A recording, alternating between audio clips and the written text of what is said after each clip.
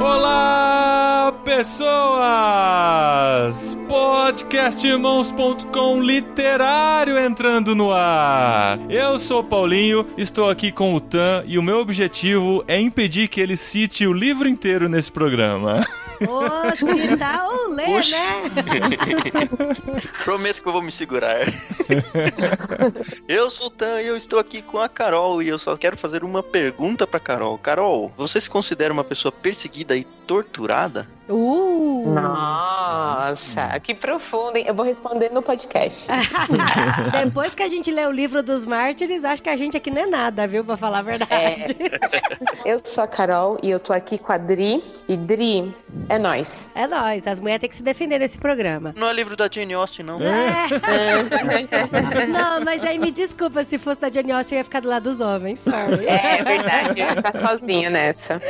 Eu sou a Adriana e eu estou aqui com o Guilherme Amarino, que com certeza no futuro fará uma música explicando sobre a graça barata e a graça preciosa. Não espero nada menos que isso, hein, Gui? Desafio. Desafio. Eu não sabia que era um podcast de desafios. Bom, eu sou Guilherme Amarino, eu tô aqui com o Paulinho, o podcaster mais velho da podosfera brasileira, inclusive mais velho que o Jovem Nerd. Isso é verdade Eu mesmo. gostaria, eu quero só entender se ele falou o podcast ou o podcaster. Olha, Acho que é as A duas interpretação, da mesma forma que esse livro que a gente vai ler. Muito bem, gente, nós estamos aqui, que parecia ser o último do ano, mas não é ainda. Temos não é porque mais nós um estamos livro. em novembro, né? Eu sei, mas assim, no final a gente vai contar, mas o último podcast literário do ano iria cair no dia 31 de dezembro, mas a gente deu um jeito. Vamos contar a Eita. surpresa ainda nesse programa. Isso é pra mano, segurar o pode. ouvinte até o final. Vamos lá. O que tem dentro da caixa? Vamos Como lá. se ele não tivesse a opção de dar o player lá no fim.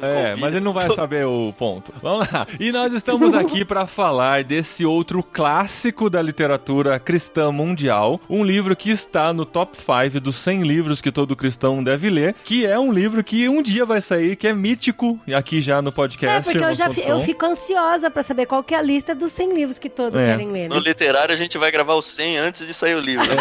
E tipo, a gente pode falar a posição de qualquer livro, porque Exato. ninguém tem esse ranking, entendeu? E no top 5 a gente já colocou uns 15 livros, mais ou menos. É muito isso. E estamos falando do livro Discipulado, de Dietrich Bonhoeffer. A gente vai falar do jeito que quiser, sem correções de nenhum alemão aqui Sim. hoje. Ah, não, mas só não fala Bonhoeffer. Bonhoeffer. Agora, de resto... Não, é minha pergunta. Se NHO em português é Inho. Dietrich Bonhoeffer. A gente já gravou um podcast sobre a história dele. Muito importante você ouvir, se você não ouviu ainda. Eu que não sou do Irmãos.com, gostaria de dizer para que as pessoas ouçam, preferencialmente até antes desse podcast, se você não ouviu. Pode porque fazer você vai uma pausa. aproveitar Dá um pause muito mais. agora e vai lá ouvir. Você sabe o número dele, Paulinho? É o programa número 207 do podcast Irmãos.com. Então, se você quiser fazer uma pausa agora e ir lá pra ele, vai ter toda a explicação da vida e obra do Dietrich Bonhoeffer. Só pra você ter uma curiosidadezinha assim, pra ficar com mais vontade ainda de ouvir o programa, o Bonhoeffer, ele é contemporâneo à época do Hitler. Então Sim. ele viveu nesse período com nazistas, ele é alemão, então assim, o podcast de biografia dele tá sensacional, gente, tem que ouvir, é maravilhoso, maravilhoso. Exato. E é dessa obra-prima do Bonhoeffer que a gente vai falar hoje aqui no podcast literário de Irmãos.com. Se você leu, acompanha com a gente. Se você não leu, acompanhe um pouquinho a nossa experiência aqui de leitura desse livro.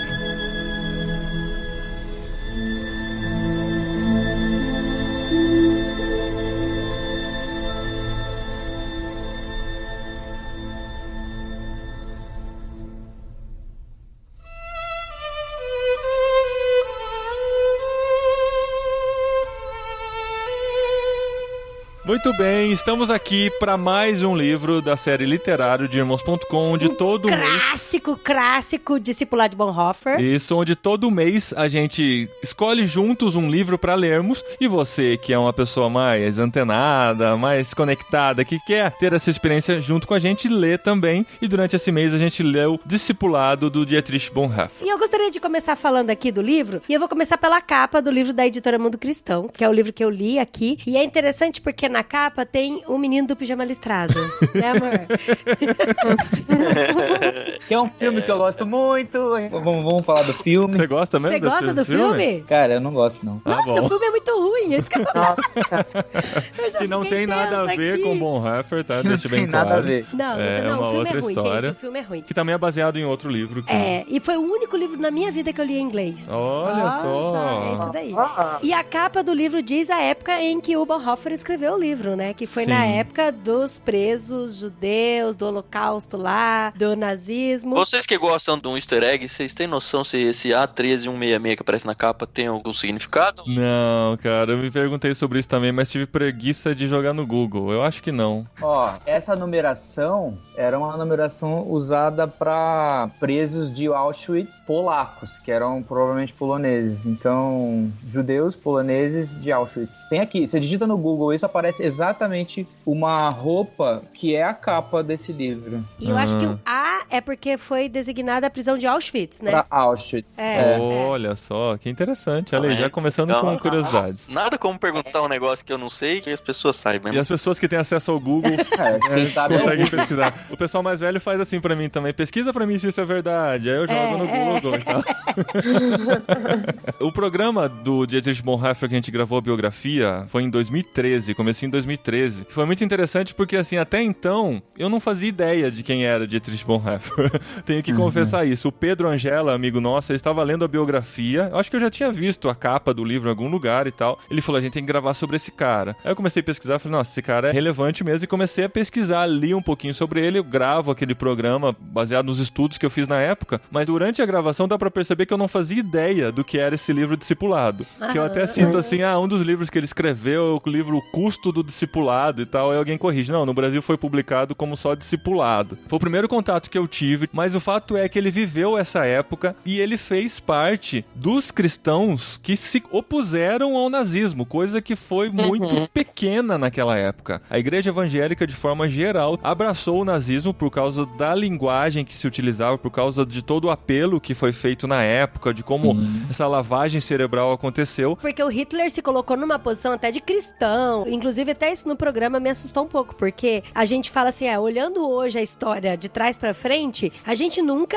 iria apoiar o Hitler. Mas aí, quando você vê a cabeça dos caras desde o começo, ele falava que ele era um militar e que ele sabia utilizar bem as obras e artimanhas do militarismo, não sei se eu posso falar assim, e que ele também tinha os seus valores cristãos. E aí, as pessoas iam comprando essa ideia, e aí quando a gente viu... E aí, o Bonhoeffer, ele se levanta como alguém contra essa visão, e a partir disso ele começa uma igreja que se opõe ao governo da época, que é a igreja confessante, uma igreja que não é bem uma instituição, né, mas é um movimento que ele orquestra na época, né, com essas pessoas e passa a sofrer uma grande perseguição por conta disso. E aí, assim, a gente não vai contar muita coisa, porque tem muita coisa lá nesse programa que você precisa ouvir. Mas teve uma época da vida que ele foi proibido de falar, de realmente caminhar com as pessoas, então ele começou a escrever. Então esse livro foi escrito quando ele estava preso, né? Eu acho que foi um pouquinho antes de ser preso. Foi antes de ser preso o Discipulado. Contextualiza pra nós, Gui, o livro. O Discipulado e o Vida em Comunhão, eles são como consequência do pastoreio do Bonhoeffer, né? Ele começou a pastorear crianças, ele não estava na Alemanha ainda, ele volta pra Alemanha pra pastorear ali, e aí acontece todo esse movimento, o Terceiro Reich,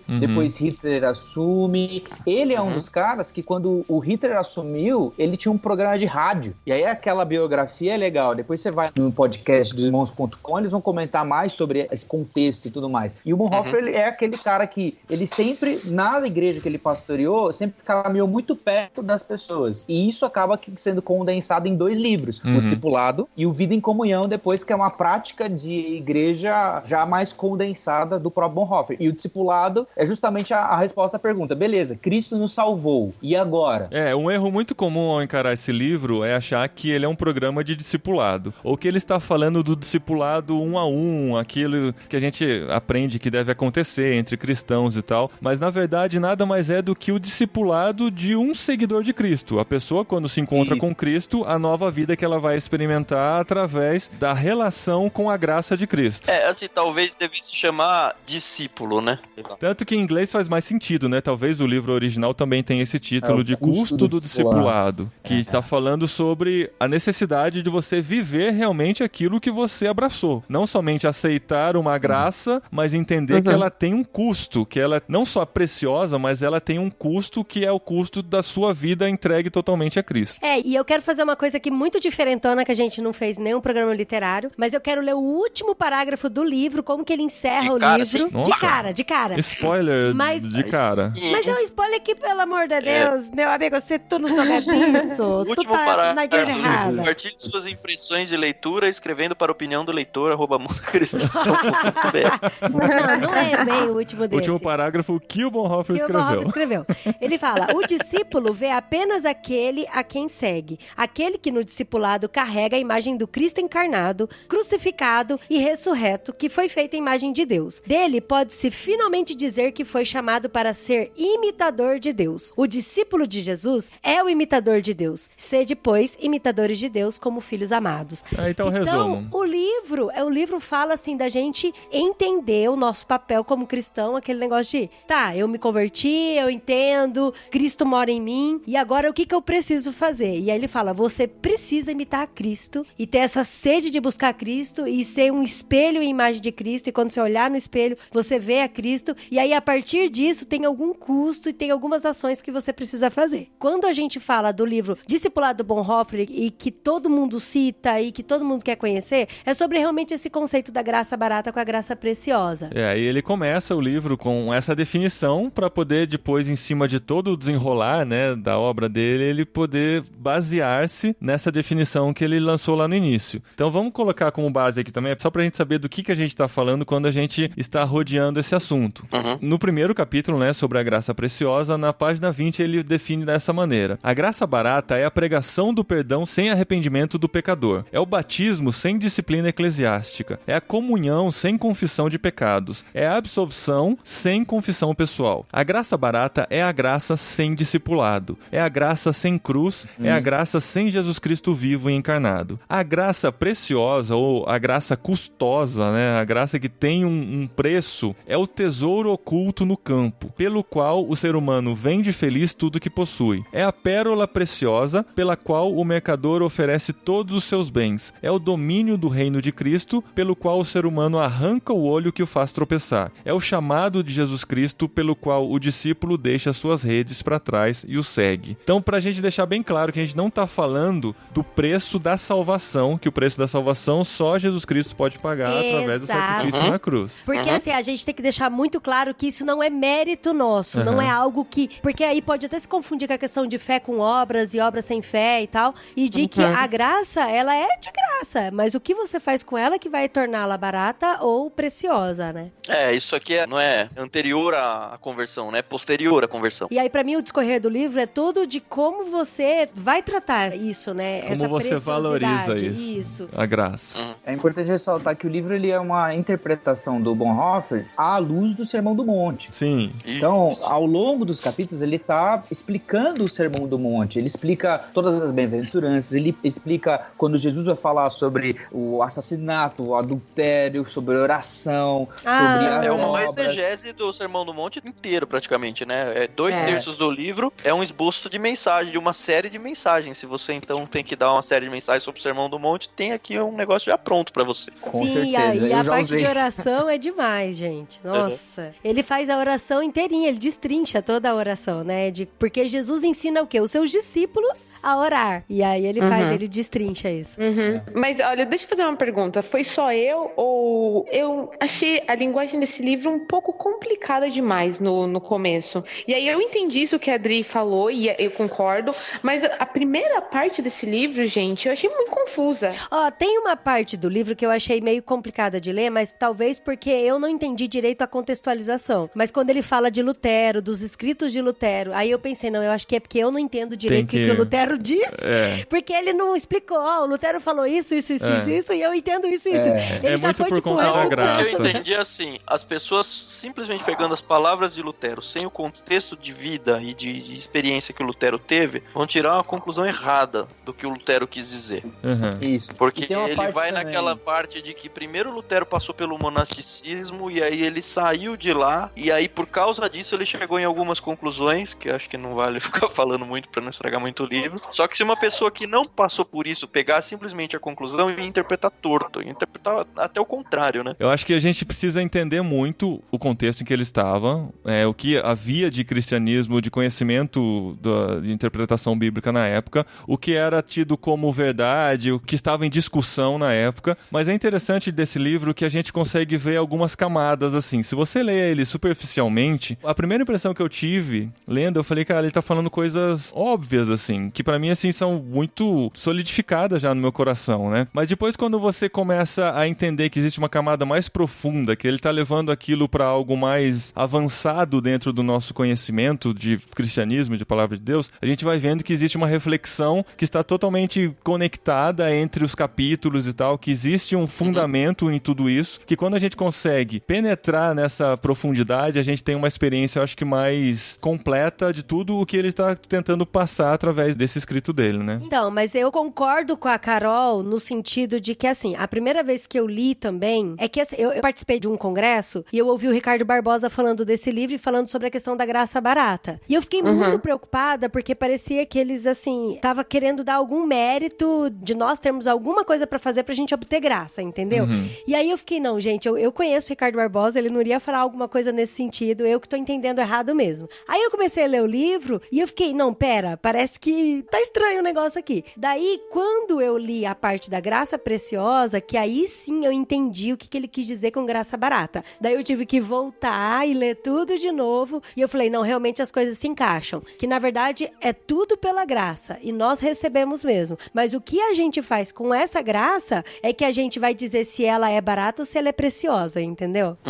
O livro do Bonhoeffer, ele faz ressonância muito com o movimento teológico da época. A gente já falou um pouquinho sobre a necessidade da igreja ser confessante. Por quê? Porque existia a igreja institucionalizada que relativizou muitos conceitos. Então isso é importante a gente entender. Existia uma igreja que se autoproclamava a correta, que tinha lá na sua historicidade coisas decorrentes da reforma, de interpretações de Lutero, de Calvino e tudo mais, que acabaram por se diluir dentro de um discurso muito, segundo o Bonhoeffer, era um negócio que aceitava muito as coisas, um negócio que era muito permissivo. Quando ele fala sobre obediência, né, isso fica bem claro, né? Exatamente. Como assim você entende que tem que seguir a Cristo, mas não entende que tem que obedecer, né? Até onde vai a sua interpretação de que Cristo está dizendo? Se ele está dizendo isso, por que você acha que ele não está dizendo isso dessa forma que ele está dizendo? Se está tão claro nas palavras que ele utiliza, né? Por isso que o Bonhoeffer, ele critica muito quando ele vai falar, por exemplo, algumas vezes ele fala dos reformadores, de Calvino, de Lutero, num sentido muito negativo. Mas por quê? Porque ele está provocando justamente as pessoas que viam na igreja institucionalizada alguma esperança ou alguma verdade. Ele precisa chocar isso. Da mesma forma quando Jesus parece falar de uma maneira muito cruel da lei mosaica. Só que não é essa a intenção. A intenção é justamente para que a gente veja além da lei e além das palavras, e não aquém delas, ou a despeito delas. Então ele não faz uma divisão das coisas, e sim uma proposta de você ver um pouco mais fundo que isso.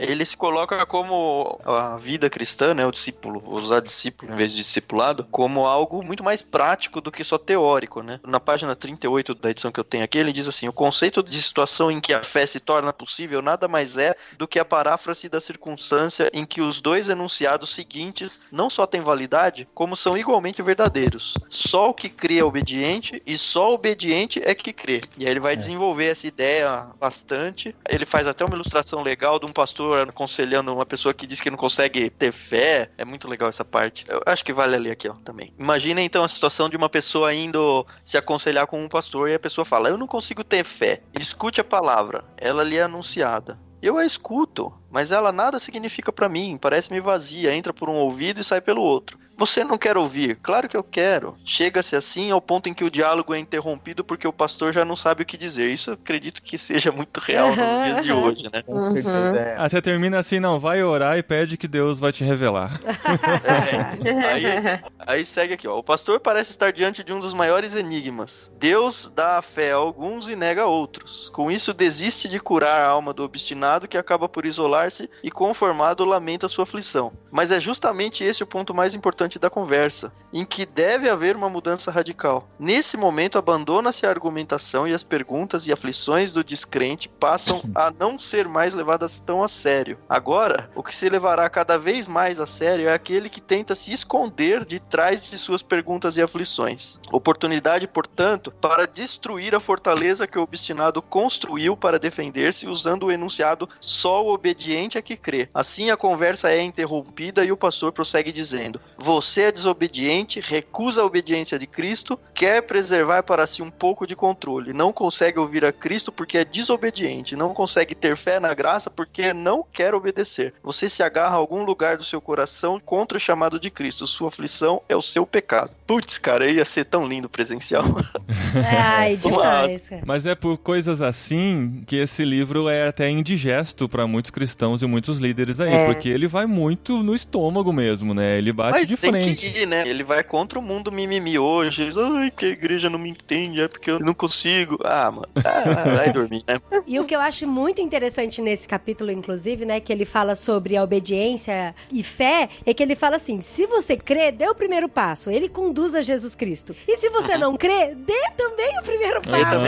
Então, porque é assim que ele foi ordenado. Sim, você foi ordenado. E é disso que nasce a fé, né? Porque às vezes a pessoa fala assim, não, mas eu já acredito, eu já sei. As pessoas esperam algo místico, algo que vai realmente cair do céu. Sobrenatural, do nada, sem que haja assim, essa tem seu lado busca, sobrenatural, né? Mas tem a importância da pessoa buscar isso também, né? Tem a questão do aviso que a Carol achou confuso e às vezes a gente acha indigesto e tudo mais, mas é justamente porque a nossa tentativa de ler esse livro é você dividir essa frase, né? Quem obedece é o que tem fé e quem tem fé é o que obedece. Essa frase é uma frase junta, que nem o Thiago leu. Ela não pode ser desvencilhada. E às vezes a gente tenta dividir pra entender. Não, primeiro eu vou entender quem tem fé é o que obedece. Aí depois eu vou entender quem obedece é o que tem fé. Se a gente tentar separar, você vai cair em dois erros.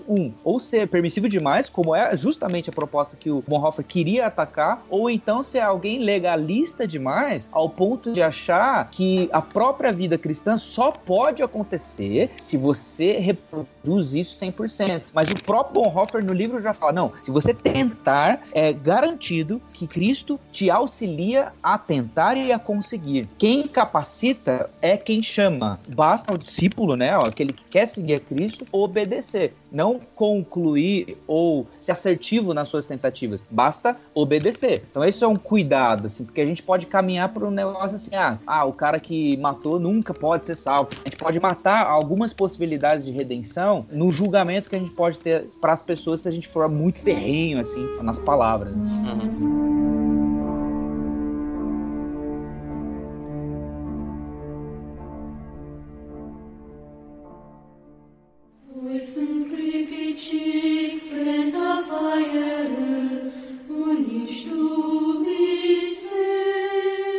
Cara, tem uma coisa que me incomodou muito no livro, não sei se a gente vai fugir um pouco do assunto. O Bonhoeffer, ele se envolveu numa tentativa de assassinato ao Hitler, certo? Sim, Operação Valkyria. Aí o que eu fiquei pensando, na cabeça do autor, seria importante ele matar o líder da Alemanha, que a gente sabe quem foi, e acho que a grande maioria torceria para que isso fosse bem sucedido, certo?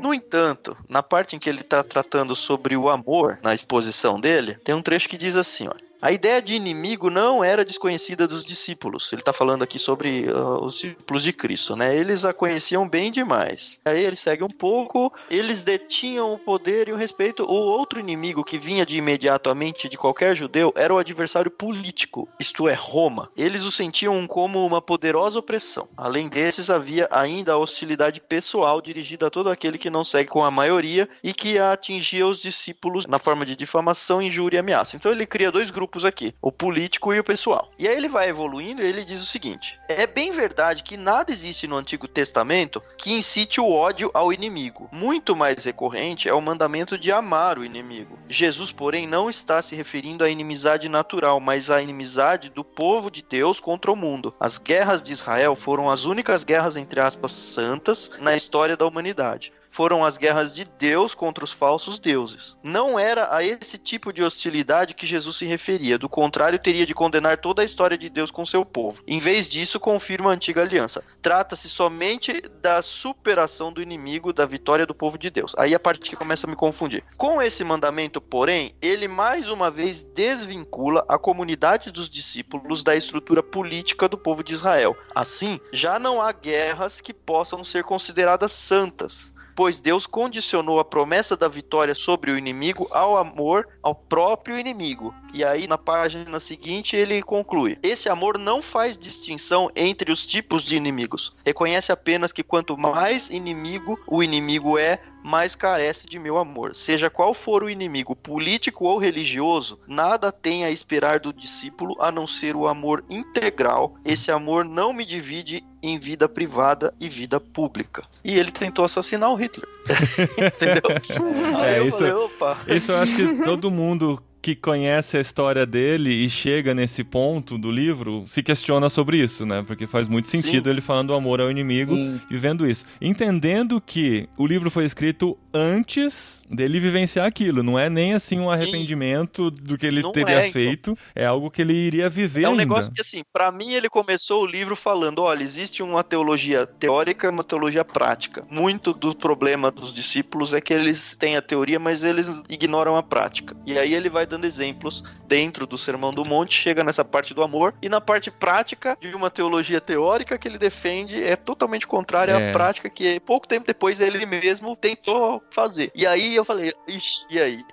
A gente vai entrar numa discussão que invariavelmente se entra quando fala de Bonhoeffer, quando fala de discipulado. Mas é interessante que existe um outro livro dele que fica mais clara a decisão dele, o que ele viveu lá com relação a Hitler, que é o livro Ética. Eu não li. Esse ele escreveu na prisão. Depois que ele já tinha vivenciado aquilo, ele consegue entender dentro da teologia que ele vinha desenvolvendo como isso funciona, que é a questão do mal menor, aquela frase famosa dele, de a igreja não pode se limitar a cuidar dos feridos que um louco faz ao volante, é preciso arrancar o louco do volante e tal. Tem uma discussão grande sobre isso que talvez valha um outro podcast, que a gente já esbarrou sobre isso quando falou do Bonhoeffer, já esbarrou sobre isso quando falou do Martin Luther King Jr. também no passado aqui no podcast Irmãos.com, que é como a gente se coloca diante de situações extremas em que o mal menor ajuda a arrancar ou a prevenir o mal maior.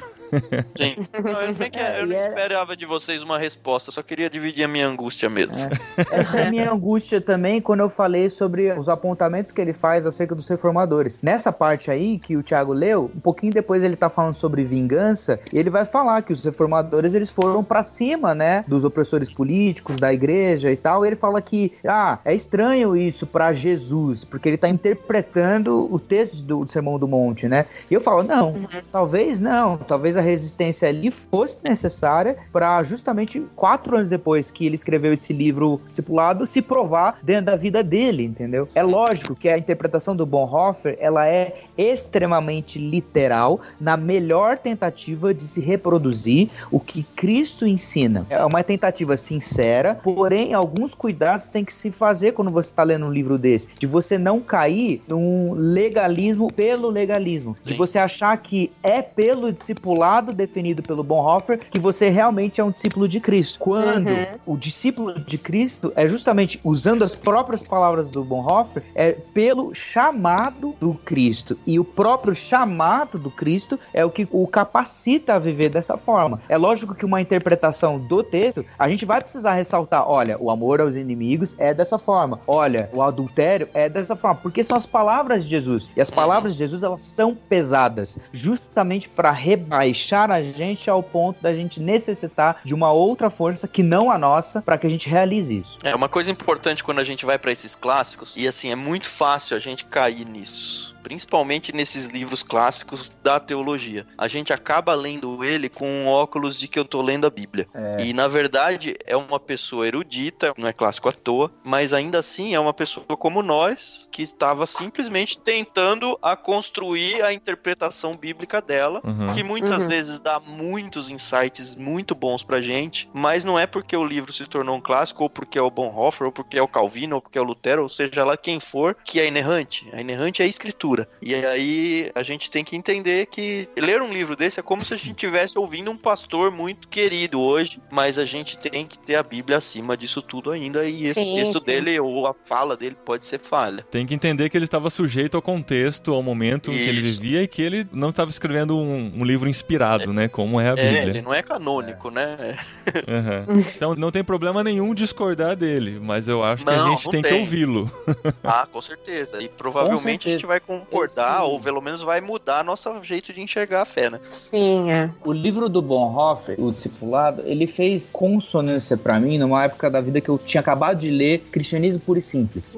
São 4 livros, que o primeiro deles foi Sou Cristão Apesar da Igreja, do Philip Yancey. Lembra do Philip Yancey? Sim. Nesse livro, ele comenta vários autores, várias personalidades que ajudaram ele. Desse livro, eu parti para C.S. Lewis, Chesterton e Bonhoeffer. Então, desse livro que eu li, ele me levou a Discipulado do Bonhoeffer, Cristianismo Puro e Simples do C.S. Lewis e Ortodoxia do Chesterton. Olha que legal. Então, ele fez parte de um entendimento do meu coração e de como Deus trabalhou a própria escritura no entendimento de santidade, no entendimento de apologética e, por fim, no entendimento da vida como um todo no Ortodoxia. Então, ele faz parte, sim, de um entendimento muito prático da vida, daquelas tentativas e dúvidas que a gente tem. Cara, eu fui salvo em Jesus Cristo, mas o que Jesus Cristo requer de mim aqui nesse mundo? O que Jesus Cristo requer de mim na minha participação e na utilização dos meus dons dentro da igreja, da sua igreja, né? E foi muito importante pra mim. E como você enxerga o próximo com isso também, né? Exatamente. Porque toda vez quando a gente fala de discipulado, de ser discípulo, reflete muito em você ser imitador de Cristo e o que isso vai refletir na vida do próximo. Então isso pra mim é muito interessante, porque às vezes as pessoas querem partir direto pro próximo sem saber o que vai refletir a vida dela no próximo, porque ela não segue a Cristo, entendeu?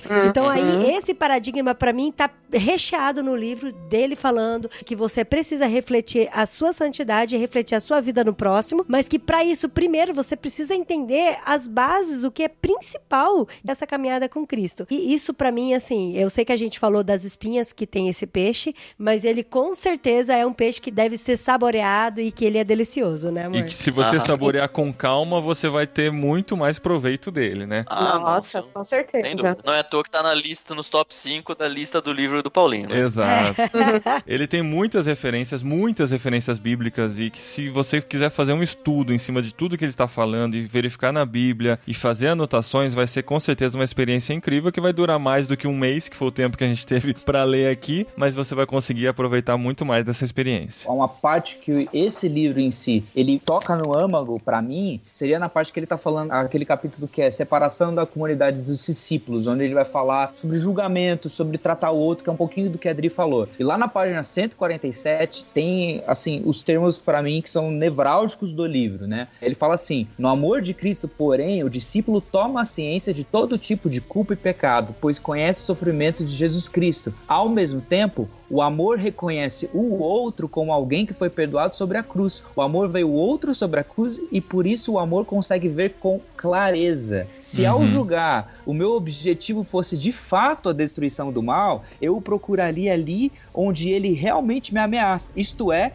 em mim mesmo. Mas enquanto procuro o mal no outro, é evidente que ao julgar, eu procuro justificar a mim mesmo e quero permanecer impune em meu próprio mal, enquanto julgo o outro. Uau! É incrível esse livro, porque ele, demais, ao mesmo tempo cara, que ele coloca coisas muito pesadas pra gente viver, mas ao mesmo tempo ele fala assim, coloque muitas coisas pesadas sobre você. Quando você vai tratar o outro, olhe com a misericórdia, entendeu? Ele não é um livro sobre como você refutar todas as pessoas que falam se desculpando ou se justificando seus pecados. Não é um livro pra você ficar julgando outros. É um livro pra você olhar para o seu próprio coração e então aprender a ter misericórdia, porque Cristo se colocou entre você e Deus, para aplacar a ira de Deus e para que você entendesse realmente o que é misericórdia. Que legal, é isso mesmo. Nossa, é demais, tem muita coisa que dá pra falar sobre esse livro. Se for atrás de todas as anotações que a gente fez no livro, então a gente vai ficar a noite toda. É aquele livro que termina tudo rabiscado mesmo, né? Eu acho que esse é o tipo de livro que a gente tem que ler de tempos em tempos, porque conforme a gente vai amadurecendo na fé cristã, assim como a Bíblia, ela é viva, né, e ela tá sempre nos mostrando algo novo, eu acho que esse tipo de livro é um livro que você lê e você fala, putz, eu não tinha percebido isso um ano atrás. Talvez a dificuldade que eu tive ao ler esse livro, ano que vem, eu vou olhar e falar, putz, sério, isso me confundiu? Cara, meu, né? Então eu acho que esse é um tipo de livro que ele tem que ser de cabeceira de todo cristão. Mas eu não sei se um cristão recém-convertido, ele vai ter tanta facilidade em ler quanto um cristão que tá há mais tempo. Ou talvez isso não, que eu ia né? falar. Não, eu acho que vai ter dificuldade. E é por isso que eu falo assim, a gente fala aqui quase todo o programa, né? Esse é um livro bom pra você ter pra ler. Por exemplo, o Imitação de Cristo é outro que a gente tem que sempre recorrer de vez em quando. E o Discípulo Radical do... Stott. Não, eu ia falar do Henry Noy. O Discípulo Radical, que inclusive, Gui, eu citei você no programa, eu acho, porque foi você que me indicou. Eu nunca tinha ouvido falar do livro. Eu esse dia aí, mas não deu certo. É verdade, eu chamei o Gui, ele não podia. Então, eu nunca tinha ouvido falar do livro, e aí o Gui que me indicou, não, Dri, lê e tal, pra você fazer discipulado com os meninos. Então, assim, pra quem tá ouvindo a gente, eu acho que vale muito a pena ler o Discípulo Radical, porque ele é mais simples de entender, mas esse discipulado Bonhoeffer, cara, com certeza tem que engatar ele logo em seguida. A gente ressalta esse livro porque é o seguinte, é uma coisa que, assim, que foi extremamente curiosa. Eu li o Cost of Discipleship em inglês, aí isso era, sei lá, 16, 17 anos, e à medida que eu fui lendo outros livros, por exemplo, Evangelho Maltrapilho, do Brennan Manning, aquele Radical e o Siga-me, do David Platt, o Louco Amor, do Francis Chan, aí, cara, todos os livros citavam esse, o Bonhoeffer. Sim. John Stott. O Louco Amor cita o Bonhoeffer. O John Stott. Aí é um livro muito citado. Não é à toa que é clássico, né? É. Aliás, os melhores livros são esses que a gente começa a descobrir que ele existe quando os livros que a gente gosta começam a mencionar eles, né? Exato. A gente teve uma entrevista com o casal Basso, que o livro que a gente tá mandando agora é em novembro, né, Carol? Isso. O Ângelo, que foi quem indicou o livro, ele falou, cara, eu tenho esse livro há um tempão, tinha na minha estante, ele foi traduzido com um nome diferente do original em inglês, eu nunca dei bola pra ele, mas a hora que eu caí nele e olhei pra, olha, o título original dele é esse, cara, esse livro é citado em tudo quanto é lugar, eu tenho esse livro há um tempão e eu nunca li, sabe?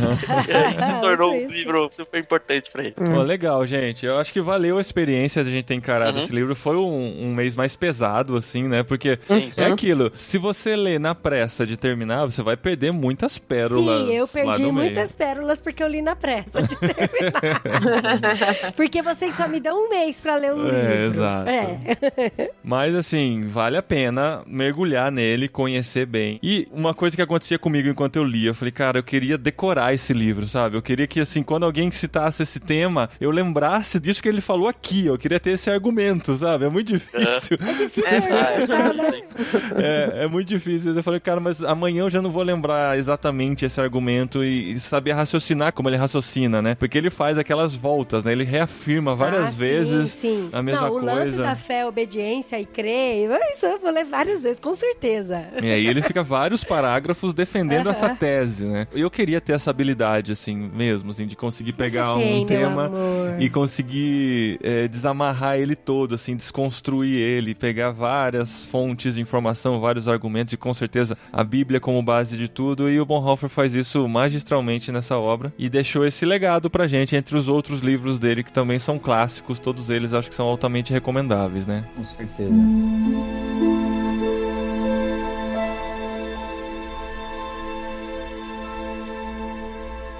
Obrigado, gente, por esse programa, foi muito especial. Obrigado, Gui, por aceitar o convite. Não deu certo no Discípulo Radical, mas deu certo no Discipulado, olha só. Não tinha visto tá tudo dentro do mesmo tema. Valeu mesmo. Ainda bem que você arrumou espaço aí na agendinha, que a sua agenda tá bem cheia, hein, Gui? Nossa. Tá gente, pra quem não ligou o nome, a pessoa, o Guilherme Amarino, é um dos 2 guias do Projeto Sola, né, que você deve ouvir aí no seu carro ou tocando em alguma igreja que você vai, as músicas estão tocando pra todo lugar. E uma coisa que eu admiro em músicos assim como o pessoal do Canto Verbo e tal, que a gente sempre fala, né? São pessoas que sabem o que estão fazendo, não estão fazendo simplesmente uma música pra pegar na orelha nem nada, mas são pessoas que conhecem, que estudam, que leem muita coisa, então são músicas bíblicas e recomendo, se você não conhece, assim como o Tan que está aqui com a gente, recomendo que você ouça Projeto Sola no Spotify, tem muita coisa legal, valeu mesmo. Não, vou atrás sim, Gui, vou atrás.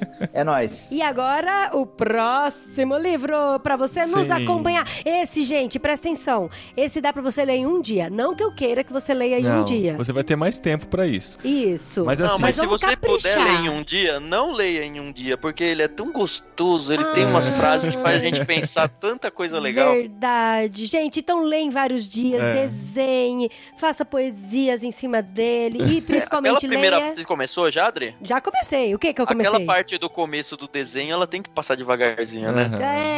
Então, não, mas a gente já leu esse livro, já li. A gente vai reler agora nesse mês. Meu filho leu, então assim, dá pra você ler com uma criança. Porque nós estamos falando, antes de eu contar o livro, deixa eu só contar como é que vai ser o programa. O próximo literário seria no dia 31 de dezembro, mas na semana do Natal e do Ano Novo nós não teremos podcast irmãos.com por motivos óbvios porque a gente vai estar festando, a gente vai estar na farra. A gente vai estar dormindo, a gente acorda pra comer e depois dorme um pouquinho. Acorda pra comer de novo, dorme mais um pouquinho. Então a gente vai adiantar o podcast literário de dezembro para 2 semanas antes. Então nós teremos apenas 3 semanas para lermos O Pequeno Príncipe. De Antônio Exupéry. Como é que é o nome dele? Caramba. Alguém curtiu. É o livro que toda Miss gosta, né? Que é o melhor livro dela, dizem, né? É o que elas dão Mas conta é um de ler. livro Ai, que mesmo horror, assim. tô brincando. Então a gente vai ler nessas 3 semanas aqui. O livro veio no Clubinho Ictus, que é o Clube Ictus voltado para crianças. Nosso filho André, de 9 anos, amou, devorou o livro em poucos dias. Inclusive, foi ele até que falou, né, mamãe? Vocês podiam gravar sobre o livro, né? Verdade. Aí eu falei pra Adriana, uma ótima ideia pra gente fazer o último programa de 2019 do Literário de Irmãos.com. Então você lê com a gente. E quem sabe a gente não traz ele pra participar, né? Ele pediu. Ele quer. Pediu? Ele quer. Pediu? Amo, Ele vai legal. dar a opinião dele aqui também no próximo programa. E pra você receber livros como esse, entra em clubeictus.com.br. O link está aqui no post. Se você não sabe como escreve Ictus, é ICHTHUS. Ictus com TH. Entra lá, tem as informações, assina ou o Clube Ictus de adultos ou por faixa etária oferecido no Clubinho Ictus que você dá vai tempo receber. ainda pra dar de presente de Natal o Clubinho Ictus? Sim, quem assinar agora em novembro recebe olha, kit de dezembro. Eu tô falando adulto, tá? Mano, Ó, ele se aprendendo você... a falar gíria. Não, assim, se você não tem vontade de assinar, ter uma assinatura, assim, eu assinaria pra pegar o primeiro e aí depois cancela, não tem problema. Mas... Gente, assina! Porque eu vou falar pra vocês. Então, posso falar, gente? Os meus filhos ficaram maravilhados com o Clubinho Ictus. Tinha até, como é que chama? Origami.